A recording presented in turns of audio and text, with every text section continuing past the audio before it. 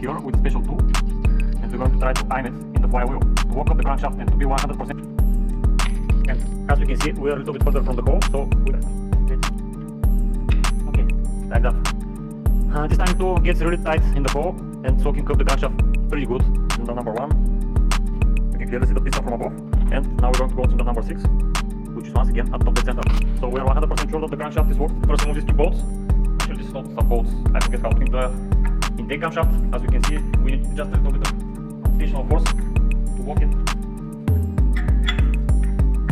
like that. It's in place. Once again, we're just going to use the wrench to rotate it a little bit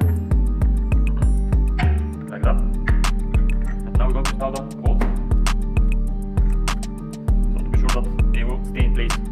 Okay, there's no problem with the 2, I guess, as right now. And yes, the dots to be in the square, of course. So as you can see, so just a little better angle. As you can see, perfectly flat with the cylinder head. Now we're starting the tensioner bypass, let's call it. By that, we just let me take out the bolt from here, so to do it like that. And now I'm just going to thread it in the cylinder head like that, which are clicking. So let's see. And once again, this is out only one way. Times with this missing teeth here. As we can see, we have one missing teeth here too. So yeah, we just need to align them up like that,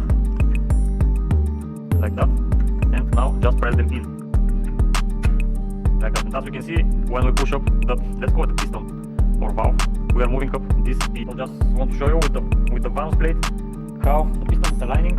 It's not so big of a deal to just pull up the piston a little bit by fingers. And as you can see, pretty much the thread is aligning in the middle of these windows on this plate. So just want to show you that, how it looks like when you push up. Let's show you.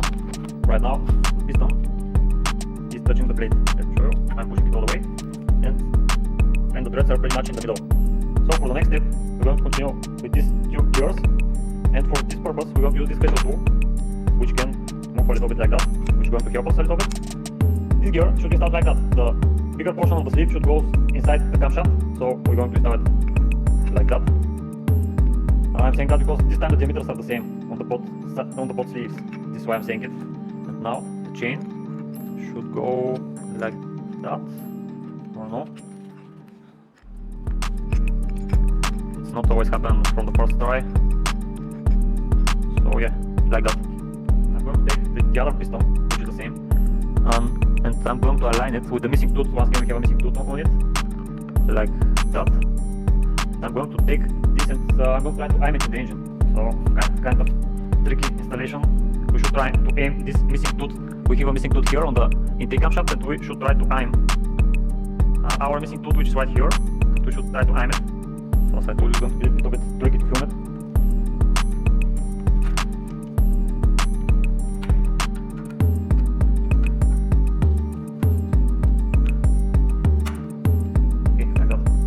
When I move this piston, the both gears are moving together. And actually this is the idea, of course. Now we're going to finger tight these 3 bolts. Just finger tight. The idea of the finger tight is to be able to still rotate the chain when I'm moving this piston on the intake side, like that. This is the idea of the finger tight, and still not fall apart. So after that, we're going to continue with this spacer, which should align with this hose and should go like that. After that, with the other spacers, with the F for front, like that. This, let's call it once again spacer, on which we have an arrow here, which should align like that, once again to the top of the cylinder head. And I'm all the time checking for clear movement of the chain, because I want to be sure that we don't have any problem. So I'm going to once again finger tight them, like that. And now the last spacer, which the owner pretty conveniently removed the front marking, but it's pretty obvious where is the front, because we have marking where the nuts were located previously, and the marking on the back of the plate where it was making some scratches while it was vibrating here. So I'm just going to place it like that, and I'm going to install the 3 nuts. Finger tight. So it's not big of a deal if you don't set the pistons in the right position, because you can always use some pliers and gently try to pull them out. And now we're going to install the bounce locking plate, and we're going to tighten up all the bolts and all the nuts. So actually, guys, I made a tiny bit of mistake. So I'm going to remove everything which I installed, just to show you what did I messed up. I just messed it up, not a big deal, but I want to do it as it should be.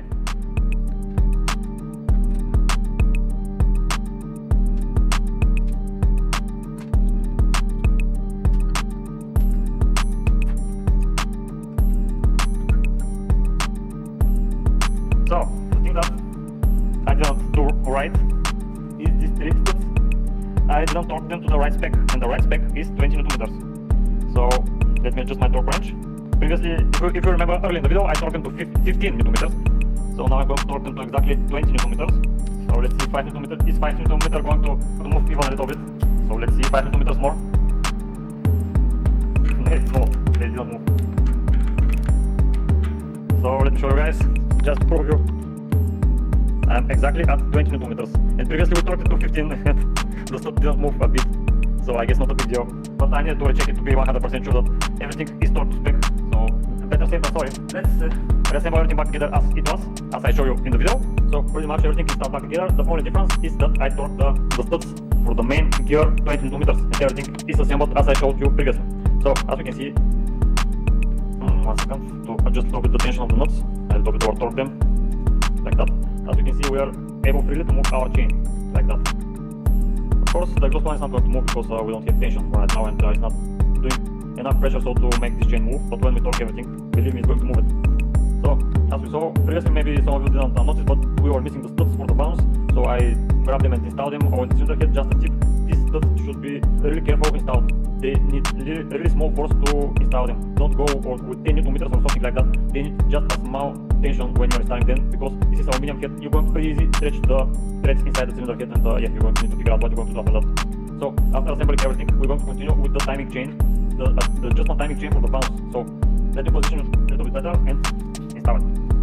So this is the plate for the timing chain adjustment, bounce adjustment. We're just going to slide it up like that. It's a little bit hard. Like that. Okay, the next obvious thing is to tighten the trim of here. We want the blade, the bounce blade, to be as flush as possible to the cylinder head. This means obviously that you need to remove your gasket. If it's left there because it has some silicone or something like that, probably it's going to be stuck to the cylinder head. And it's a good idea to remove it because this is going to give you some false adjustment when you're trying to do it. So, of course, these three studs are not visible because I'm too short. And now I'm just going to tighten up just slightly, nothing crazy. Like that. As you can see right now, my intake camshaft gets a little bit gap between the plate and the piston. So that's why I'm just going to grab it and pull it until it touches the plate like that. And yeah, the exhaust one is the same. Let me grab it. Like that. Some people are torquing these nuts and bolts, and it's really hard to move this exhaust piston. Not sure why they're doing it, but pretty easy to just grab it and pull it. If this piston is hard to move, probably you torque too much these nuts. So yeah, right now let me show you. The piston is touching the bounce plate from the both sides. This is how much should the piston be seen. It's pretty much almost flush with the gear. This is how it should look like. Both pistons should be touching the timing plate, the bounce timing plate. And yeah, the next thing which I'm going to do, obviously, is to remove the grenade type pin to unlock the tension on the timing chain. So let me do it. Okay, I want to do it safely, as some people say it. So just going to push it over the tensioner and like that. So the recommendation of BMW is to torque all the nuts and the 3 torque bolts to 5 Nm. So let's first do this. 5 Nm is almost nothing, guys. I guess the idea is to not twist anything. Okay, let's take a little bit shorter extension because these longer extensions give some misleading results.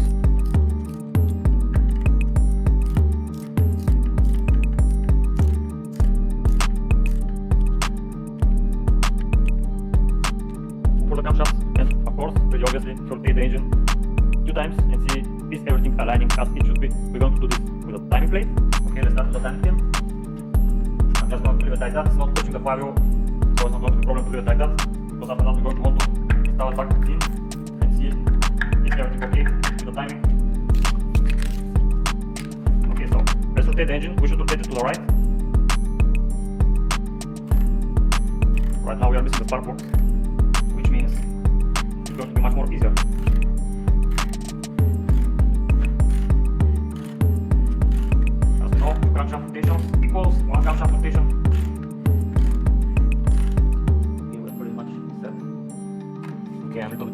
sure, so I'm going to back it up. When you are backing it up, it's a good idea to back it up a little bit more. So when you go on the other side after that, it's going to give you a nice tight chain. Okay, like that. So right now, we have hooked the crankshaft. And now we're going to try to install the working place for the crankshafts. So I'm not going to tighten up this bolt. Just going to take it with me. And as you can see, we are perfectly flush with the perfectly even with the cylinder head. So this is 100% sure that our timing is correct. Look at those here, and here the pistons are aligning perfectly with the balance plate. So okay, pretty much that one. Okay, I'm going to apply some pressure on top of the valve. The original one is much more easier for installation.